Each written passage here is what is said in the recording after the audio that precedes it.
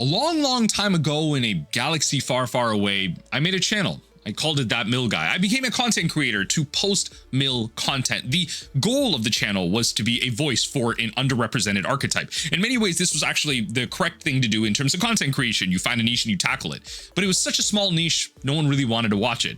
And it took me a while to really find my foothold and spread the word of it. And Mill, in many ways, has succeeded beyond me, without me, of course. There are so many great Magic players out there and great voices for the archetype at this point that I don't really need to push it. I'm That Mill Guy and I don't really post that much mill content. I do though, if you pay attention, I do. It's just that it's not really the primary focus anymore because mill has succeeded. The goal that I set out to do, as I mentioned, succeeded without me, and I'm happy for it. I'm happy that I don't need to try and be the one to carry it on its back, that many people have done so willingly or unwillingly. And for those of you, I say thank you. I thank you to the community in general that allowed the archetype and one of the most frustrating kind of ways to win in any TCG, allowing it to succeed in Magic the Gathering that way. And when I started so long ago, I could never dream of the success that we have now.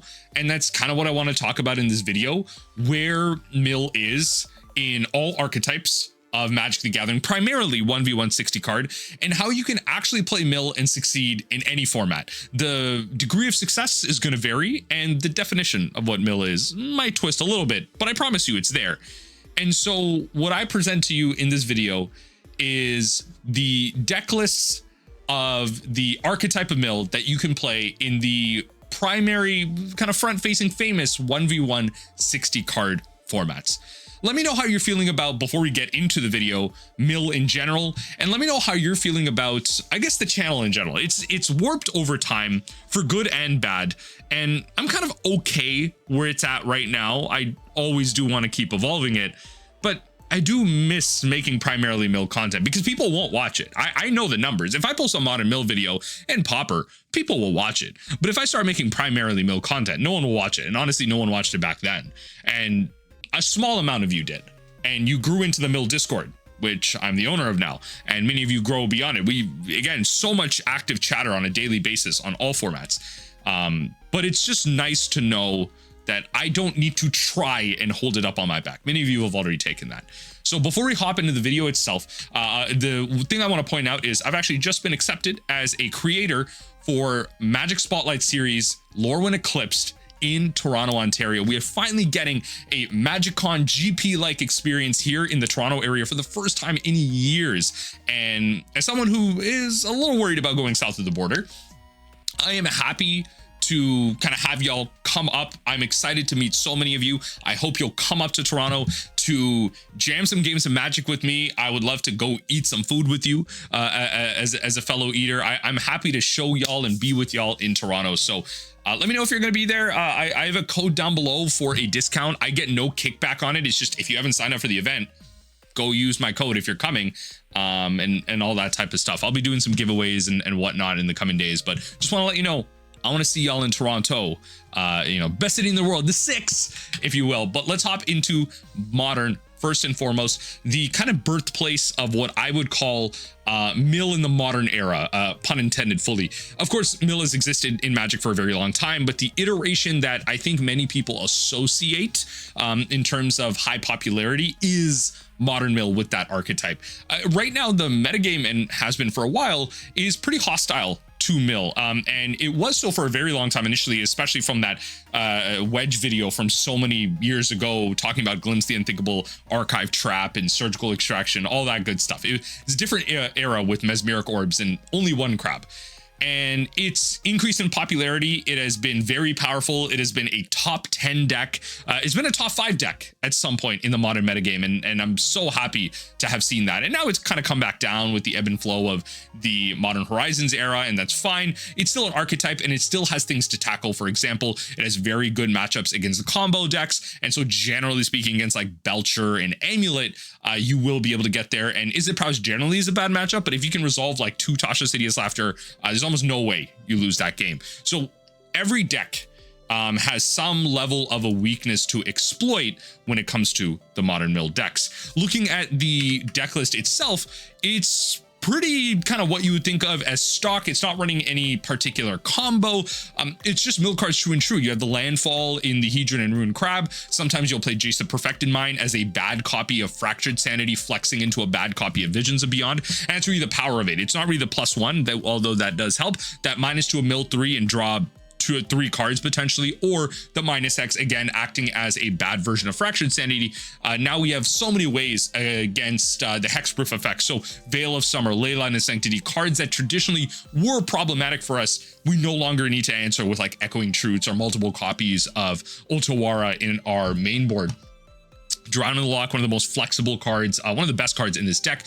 Visions of Beyond, the second coming of Ancestral. You just have to play mill, really. And Surgical Extraction just acting as the best angle that modern mill has against the metagame in general, against the combo decks, taking out the high quality cards in these decks. Tried and true, modern mill. If you're watching this video, generally speaking, you probably know about modern mill, and again, like the mini budget decks out there that you can get into modern with. Honestly, it's the polluted deltas that end up costing you a pretty penny. Everything else is super budget. I remember a time when I had to purchase Surgical Extractions for 50 bucks each. That was 50 Canadian dollars. It was a rough time. And now majority of this deck outside of like the mana base is again relatively pretty damn budget. You could even go down to 100 City Sewers. You could change up your blue base fetches. Like the Flooded Strand doesn't really matter. If you have another blue base fetch, then that's what that could be, but you definitely do need the polluted deltas. Regardless, modern mill, budget deck, powerful deck, and has been around for over a decade. Next up, I want to take a look at standard, where honestly, mill has low-key been a viable deck in the format for a very long time. It's just been kind of hiding underneath certain strategies. So the first one is a bit of a caveat, and I do want to bring it up in a metagame that's very hostile to these type of strategies, where Dimir midrange, a mid-range strategy, and a control deck, generally speaking, is at the top against an aggressive strategy that really runs over the game if you're unable to kind of slow it down. And so we see combo decks in 4-color Reanimator and Airbending, Simic Aggro again being very aggressive. If you are unable to control that with something like Jeskai Control, then you're going to be run over by decks like the Simic Omniscience deck. Now, Omniscience isn't technically a combo deck. It's really about like cheating out Omniscience. The thing is that like once you cheat out Omniscience, you have to remember you don't win the game, right? Your spells you cast from hand are free, but you actually have to have a win condition in hand. And so a lot of times what these Omniscience decks are doing are just like replaying Meringue River Regents and like casting them over again for their draw spells to be able to play multiple and then just win the game from there. But what you'll also see in kind of a deck like this from the Japan Standard with Watcher of the Wayside is that in many ways, Jace the Perfected Mind was actually, I would argue, one of the best win conditions pre-rotation in Standard. And it was great because it was able to draw you more cards, it was able to mill. And so what you would do is once you have Omniscience out, if you have 2 Meringue River Regents, you could play 1 Meringue and bounce the Jace back to your hand, play the Jace, mill equals to X -4, because you would have it with Fly of Loyalty, play another Meringue River Regent, and then bounce the Jace, bounce that Meringue, and repeat the loop over and over again, and that would be your win condition. What was nice about Jace is that you could still play it in the mid-game to some degree to draw some cards, in which case you probably have to have Graveyard Recursion or multiple copies, but Jace the Perfected Mind was the Omniscience win condition. Past that, currently, one of the cute things that Omniscience decks will do with the Meringue loop is you will use Extinguisher Battleship as a card that when it enters, destroy target non-creature permanent, so you will destroy your opponent's lands, functionally winning the game, making it so your opponent can't play anything and they have to catch up way too much. You put it back into your hand and you just kind of loop it all over again if your opponent gets way too ahead on board. Right now, Watcher of the Wayside is that kind of decklist win that we just saw. And so something like that decklist is actually fantastic because Watcher of the Wayside is a great little like random value piece because yes, it's just going to gain you 2 life, but also not only is it going to mill your opponent out, if they have a shuffle effect randomly, like if Omniscience gets good again, you forcing them to like mill at some point, you will just gain an absorbent amount of life to the point where them like shuffling everything back in and going about a win condition doesn't really matter. You will find a win eventually, and you will be able to loop out after you have like 300, 400, 500 life. So Watch of the Wayside is a great kind of mill win condition. Next up, what I would actually consider a true mill deck in many ways is a variation of the control decks. Now, Jeskai Control is the popular kind of way to win here, and red is actually really important. So I will kind of highlight particularly Shiko and Lightning Helix. Lightning Helix providing a life gain, and then Shiko as well, exiling a non-land card with mana value 3 or less from your graveyard, copy it, and so just being able to cast things over and over again. The red part is really important, but where the control aspect is key is in white-based removal. So you're looking at the Day of Judgments. You're looking at ways to dig it up with Stock Up in blue. No More Lies is a great tempo spell. Get Lost is a fantastic removal spell, getting rid of enchantments, planeswalkers, and creatures, getting rid of like Kaidos and stuff like that alongside the Badger Mole Cubs. Really where you want to adapt this is going into black. You can play something like Singularity Rupture as a board wipe. So destroy all creatures, then any number of target players mills half their library rounded up. So you'll never really mill out their whole library, but when in combination with something like River Churn Monument, where you can play this for 2 and then tap it out for 4 to exhaust it, and target player mills equal to the amount of cards in their graveyard, that's kind of a 2-shot combo. It's a lot of mana, but you're playing a control deck where you do develop into the late game and you generally have access to a lot of mana, which is where you come up with something like Esper Control. This is something that you've seen gameplay of on the channel. I posted some on the second channel as well, but really you're looking at kind of removal spells here, counter spells. You're looking at the Get Lost themselves, and really it's the black based board wipes, because I do like stuff like Deadly Cover Up to be able to, you know, destroy all creatures, and if evidence was collected, exile a card from that opponent's graveyard, so you can grab all the Ouroboros, the Badger Mole Cubs. Like, you can grab the problematic stuff so they don't top deck it anymore, or whatever creature it ends up being. The End is also fantastic, and so you have a lot of individual removal to then be able to eventually develop enough mana to be able to maybe make like a board wipe uncounterable with like Mistrise Village, and then you can kind of win the game with that River Churn Monument down the line. Past that, in the sideboard, you have Voice of Victories and Bezas, classic mono white or just white based control pieces that are valuable in this metagame right now, stopping counterspells and also slowing down some of the aggressive elements your opponent has. So playing the control deck, but having your win condition be mill really powerful. Even a couple of activations just means that of the River Churn Monument means that if you're playing against a control mirror, generally speaking, if you're able to slow them down and take out the long game through all that drawing and filtering that they're also doing to find their answers, they're just going to have less cards in their deck, and you're going to be able to win to the game ultimately from there. And then you even have like some creature based lands like Restless Anchorage that can provide a little bit of aggression, but also this deck does deserve to play like it should be playing the Dimir one as well that also mills. Going into the Pioneer metagame, this is where definitions start to get a little bit loose. Pioneer being a relatively underexplored kind of metagame, I would say. It's kind of interesting to see in the last like 30 days that like Gruul Prowess is at the top. It's just that they banned something out of red, and red found a way back up top. But for a bit, it was Orzhov Greasefang. And the metagame has largely, I would argue, been like unchanged. If aggro's at the top, that means decks like 4-color Scapeshift are going to be more popular. Hidden Strings is now going to take a step back down because they're hoping to take advantage of Burn not being here. Jeskai Ascendancy is a new deck that I want to try, but really the mill deck in this format is the 4-color Scapeshift deck. Now, this is where definitions start to like kind of meld a little bit more. We were going a little bit far with the Simic Omniscience deck into the control deck in Standard, but Standard we have a limited card pool, so there's only so much you can do. When it comes to Pioneer, we do have mill cards. We do have certain mill options that are powerful and exist even in the modern mill deck. But really, where it comes to Simic Scapeshift is the kind of land loop. So generally, the way this combo works is you're using cards like the Spelunking to make it so that your lands come in untapped, and then ultimately you are looking to kind of put a bunch of lands into your graveyard through cards like the where's the Lotus Field, where it comes in on tap, you tap it down for 3, you put cards into your graveyard and your lands into your graveyard, and then you recur them back with Lumra. Once the Lumra is put into your graveyard as well, maybe you mill over 4 cards because it enters, you mill 4 cards, or you have no lands on the battlefield because you sack them all to your Lotus Fields. Then you can recur them with something like Port of Karfell. Port of Karfell requires 6 to activate. Mill 4 cards and return a creature card. Lumra enters, you mill 4 more, return the port, and all your lands, and you repeat the loop, mill yourself over and over again, and eventually you create enough net mana where you repeat that loop and you can Ipnu Rivulet your opponent.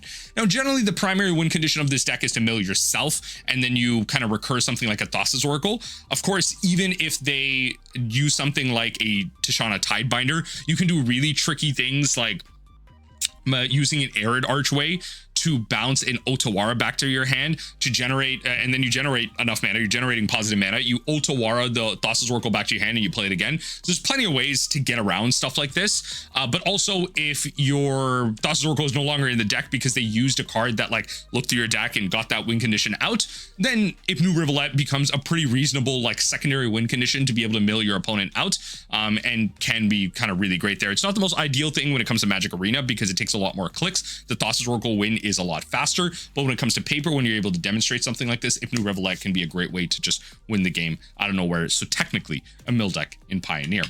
Next up in the Legacy format, one where we recently saw some changes as well, there are self-mill decks and oops all spells. So if you want to loosen your definition, you can do that. But truly, a mill deck has existed in Legacy for a very long time. And no, it's not the Helm of Hosts, Leyline of the Void combo, which also is an option, but really it's the Painter deck. And the Painter package is primarily going to surface around 4 Urza Sagas. It's going to be around some amount of the Painter Servant, 2 mana artifact, 1/3. All cards that aren't in play are and spells permanents are that color that you choose when Painters comes into play. So when Painters comes into play, primarily what you're doing is you're choosing blue. What that allows you to do is that your main board Pyroblast and Red Elemental Blast can then allow you to destroy lands because everything is blue. It allows you to counter anything because everything is blue, and allows you to just do a lot of funky things with Pyroblast and Red Elemental Blast. Alongside that, when everything is one color, your Urza Saga eventually allows you to tutor for, or if you naturally draw, the Grindstone. 1 mana for a 3 activated tap cost. Target player mills 2 cards. If those 2 cards share the same color, mill this way. You repeat this process so you can mill out someone. Now, notably, if they have like an Emrakul, the Aeon's Torn in there, then they are going to have to kind of repeat that. Like, they're not going to mill out. Essentially, they're not going to mill out. And so you're just going to have to, you know, find another way, exile that and get it from there.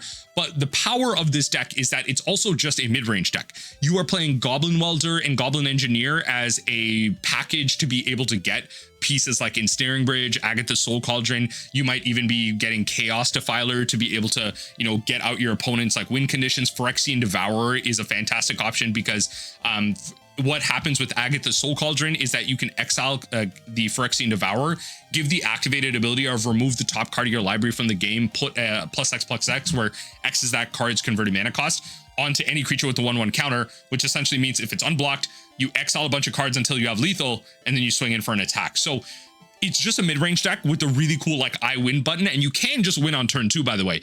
If you go turn 1 Ancient Tomb and play a Painter Servant, name any color, you could go turn 2 another Ancient Tomb or a City of Traders or whatever it is, and then you pay 1, like with that 4 mana, pay 1 to play the Grindstone, pay 3 to activate, you win the game. So there actually are really nutty things that happen in this deck. It is a mid-range combo deck with a mill combo finish. It is sometimes the primary plan, it is sometimes the secondary plan, but regardless, it is a plan. There are Boros Painter decks, there are blue Painter decks, there are Affinity 8-cast Painter decks. There are so many decks taking advantage of Painter mill as a win condition in Legacy. It is the de facto mill deck, in my opinion, when it comes to the Legacy format. Now, Vintage gets a little bit more interesting. In the Vintage format, you actually, you know, being the Wild West of all cards being legal, just having a restricted list, you have to contend with a lot of power in the format. You have the Dredge decks that don't care about how you mill them. You kind of want to one-shot them. The Loros Breach and Dimir control decks that will probably outvalue you out of the game if you're trying to play something traditionally mill. Mono White Initiative just being very fast, and Raker Shops being that Artifact Prison combo deck that will just get out faster than you because it generally starts off on 3 mana on turn 1, just being able to poop out a lot. But also, there exists a niche in Vintage because a card like Fast Bond was actually unrestricted so many years ago. And Fast Bond says it's a 1 mana enchantment, green. You may put as many lands into play as you want. You can play as many lands as you want this turn. For each land that you play beyond the first, Fast Bond deals 1 damage to you.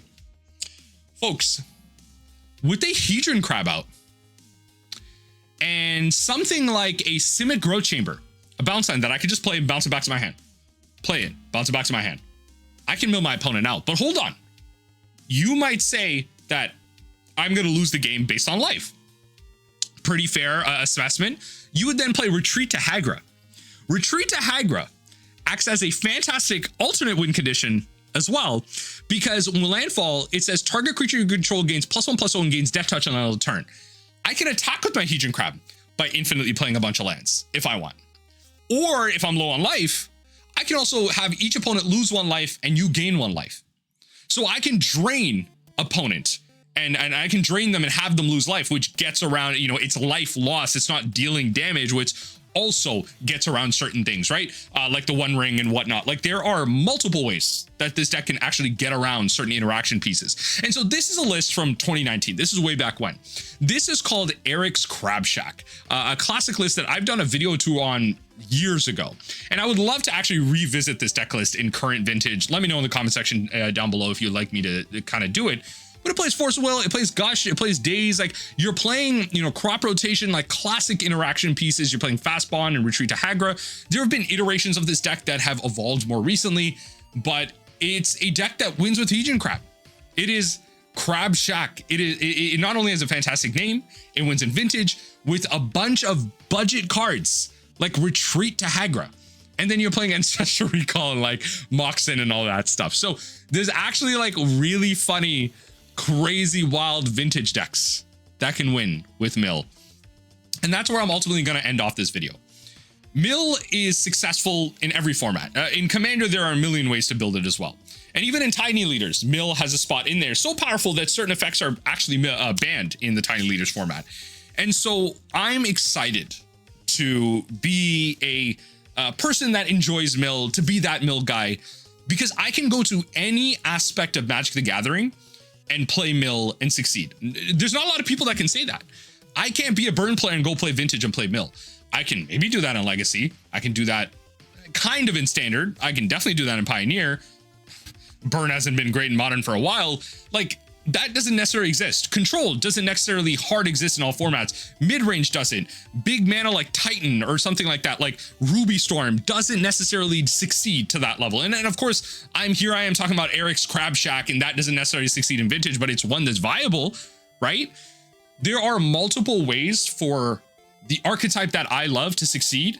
And it's one of the things that I love about Magic the Gathering over any TCG. As someone who's been getting into Riftbound more recently and playing Pokemon on the side, Magic the Gathering is a TCG like no else, and no card game can even come close to what this game has to offer. Yu-Gi-Oh, no. That game's an absolute mess to play. Pokemon is super fun in my opinion, pretty linear once you get to things, and can be kind of simple once you kind of get lines going, but it has its unique flavor as well. But no other TCG will ever come close to what Magic the Gathering has to offer. Not even, not even Fab TCG, nothing. Magic the Gathering, in my opinion, is the best TCG on the market to ever play by miles for so many reasons. And the fact that Mill is successful in every format that I can even imagine is just the icing on that cake.